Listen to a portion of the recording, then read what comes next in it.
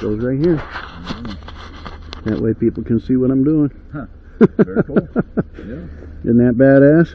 That's pretty cool.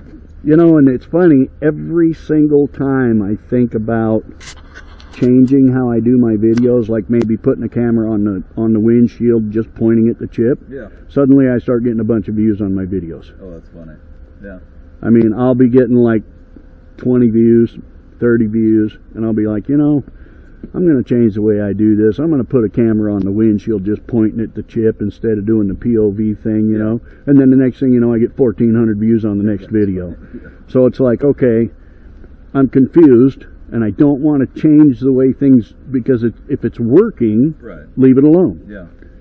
Is that how people find you too? Is videos and things? Or, yeah. Is it or on social or YouTube, or what are you doing? I have a Facebook business page. I have a YouTube channel. Gotcha. I have LinkedIn.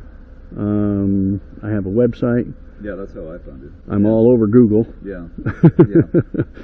Yeah, and, I found it once, and then I lost track of your website. I thought, oh, I'll remember it, and then I was like, and then I couldn't find it, and I Googled it, and then anyway, I went back in my history and found it. So yeah. There was something weird that you were at the top the first time, and then disappeared, and then you're back. Isn't that weird? Yeah. Yeah, Google's just strange how they do things. Yeah. All right, guys, I don't know how well you can see this chip. It's I can't get the mirror all the way behind it, but I'll see if I can lean over here so you can see it in the mirror. If I try to push the mirror up into the pillar, the glass could crack. We don't want that to happen. So we're going to punch a hole in the middle of it.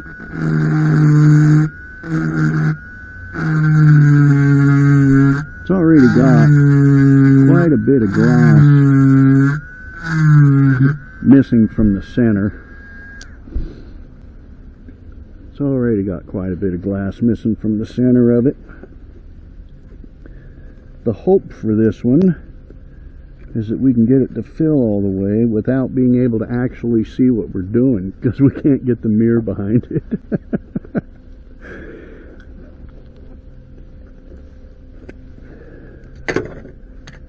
Come on, tape. Sticks to my hand, sticks to my rags. Half the time can't get it to stick to the glass. Isn't that crazy? Alright, let's see if we can get this centered. Beautiful. And like I said, I cannot see, well, I can see in the mirror somewhat. I can't see in the mirror real good because of the angle. But I did come up with an idea I think I'll have to put into action for a new mirror. Came up with a great idea while I was talking to the customer. And maybe I can get a machine shop to do it for me. We'll see. We'll see what happens. And if I can, then I might actually have a product to sell of my own, instead of just the links in the description for all my tools and stuff. Which, by the way, thank everybody who's been using those links. That extra $16 I got this month has helped quite a bit, believe it or not. I was able to go get a steak, and that was nice. So like I said, when you use the links in the description to buy tools or resin or whatever, mirrors, things like that, drills, bridges, all of that, I don't get a huge commission from that. I get a little kickback, tiny little kickback, that's all. So quite a few people have bought, God, now I sound like a redneck. Quite a few people have bought stuff from my Amazon links, and I have gotten a little bit of money from that, which is nice. But it's not like I'm going to get rich off of you guys using my Amazon links.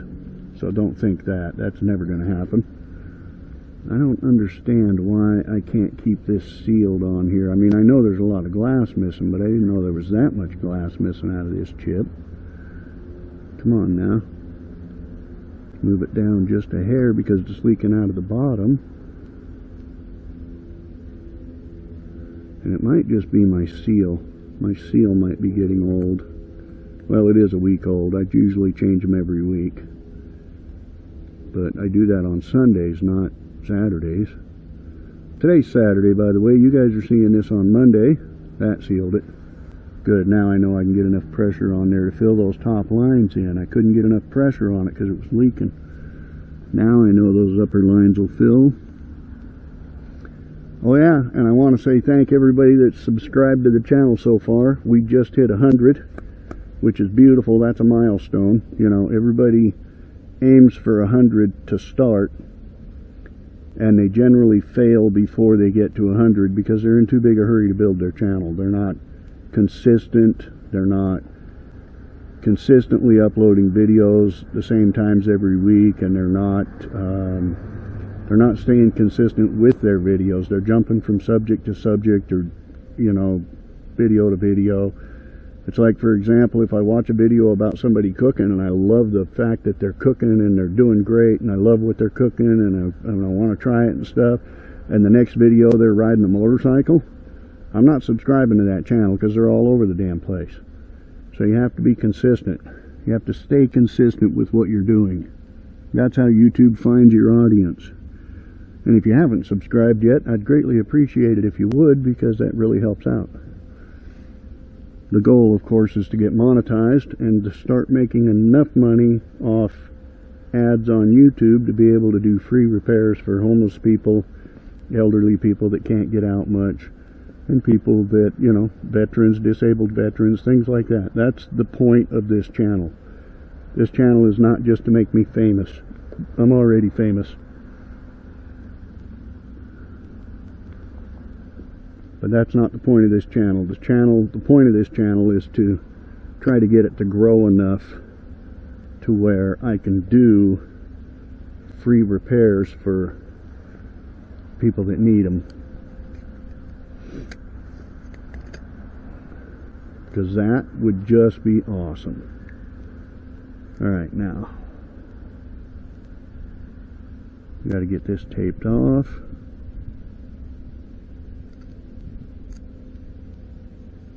Beautiful. Beautiful, beautiful.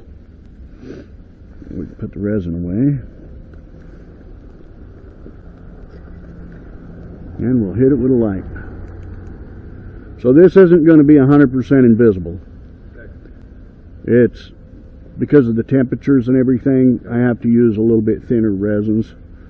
And those just make it to where they're not 100% invisible, but it's full. It's full of resin. So I'm using the CR resin today because the temperatures are so cool.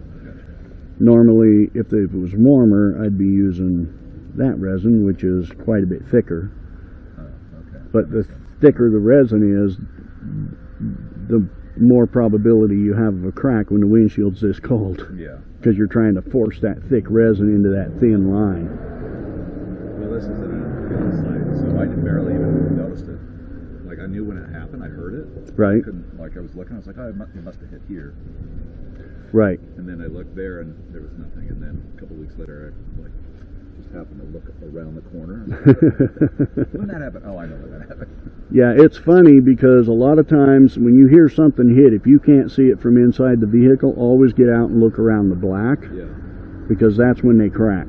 Is people will get a chip in the black part of the windshield, either below the windshield wipers or up above or on the pillar, and they can't see anything from inside, so they just assume that it hit the metal, and they don't get it taken care of, and the next thing you know, they got a crack going all the way across their windshield. Gotcha. So I always tell people to be aware of that. If you hear it hit and you can't see it, get out and look, you know, because like I said, that's the high tension area. That makes sense. And they crack really fast from that side. You know, from the side or from the, in the black area, they'll crack really fast. So it was a double whammy. Yeah. So I was driving back from St. George, and I just happened to have a truck semi come right in front of me on an off-ramp, and it was hauling pigs. Ooh. Some manure was flying at me, and he picked up a rock. I didn't know which to be more upset at. You know? Right, right. Next morning I washed the truck, but I didn't see the cracks. Well, you found it, and it didn't crack on you, so that's a beautiful thing. Man, I made it through the car wash. You know, one of the automated stuff. That's crazy that it didn't crack. Yeah. And then when I was drying it off, that's when I noticed. I was like, what? Wow. Yeah, I was going down to Duck. Yeah. I guess that's what it's called. Duck or whatever. Quick Quack. Yeah. That's Duck. where I was, yeah. And I'd hang out down there for a while. I know the general manager real well. And I was hanging out down at Quick Quack at one of the locations, and it's amazing to me how many people don't want to get a rock chip fixed when they're trying to wash their car. Right, yeah. And I'm like, if I fix it before you go through the car wash, it won't crack. That's brilliant, yeah. And they're like, no, I've been through the car wash 6 times already with that chip in the windshield. I'm not worried about it. But then as soon as it would crack, they'd go to the management and be like, hey, your car wash cracked my windshield. Right. That's why they didn't want to get it fixed. Yeah. Because they figured, well, if it cracks, I'll just get them to replace it. Yeah. You know. That's something. And they got signs all over the place saying not responsible for cracked windshields or damage to your vehicle, you know. First thing you see. But people will still try to take advantage and think they can get away with getting a windshield. I just think it's funny. That's why I don't ever offer a post-repair guarantee. Yeah. You know, like, got to make sure that's off. I can't see it unless it's on the tape. When I first started this, I offered a lifetime guarantee on my repairs. And then I'd have somebody call me and say, hey, that chip that you repaired for me last month cracked. And I'd go, okay, well, let me come and look at it. And I'd go out and look at it, and I'd remember the vehicle and remember the repair, and I'd be like, well, that's not the chip I repaired. That's a brand new chip. And I can get another company out here to verify that's a brand new chip. That's not a chip that I repaired. That's a new chip that cracked, and you're just trying to take advantage of me thinking I'm going to replace your windshield. And that happened so many times that I finally just got rid of the guarantee. Yeah. I'm just not going to give a post-repair guarantee, because even good people will try to rip you off. You know, they'll be in a situation where they're like, okay, well, my windshield cracked. I don't quite have the money to replace it. And I don't have insurance, but, oh, wait a minute. Maybe I can get this guy to replace it. Right, yeah. You know, it just puts good people in a bad situation. Because even a good person will try to take advantage of you. They might feel guilty about it, but they'll still do it. And feeling guilty doesn't save me money. So I got rid of the post-repair guarantee. I don't offer that to anyone. And I generally just tell people, you know, it shouldn't crack. I never say it's not going to crack. I say it shouldn't crack when I'm done. I've never had anybody call me back and say, hey, that chip you fixed cracked. Yeah. I did have one person call me back and tell me that a crack repair didn't hold. And when I went and looked at the truck, it was a completely different crack. Wasn't the one I fixed. The one I fixed you could barely see. That was a brand new crack in the windshield. And I let them know. I was like, look, here's the one that I fixed. Completely on the opposite side of the vehicle. And he was like, well, I don't really drive this that much. My son drives it a lot. And take a look.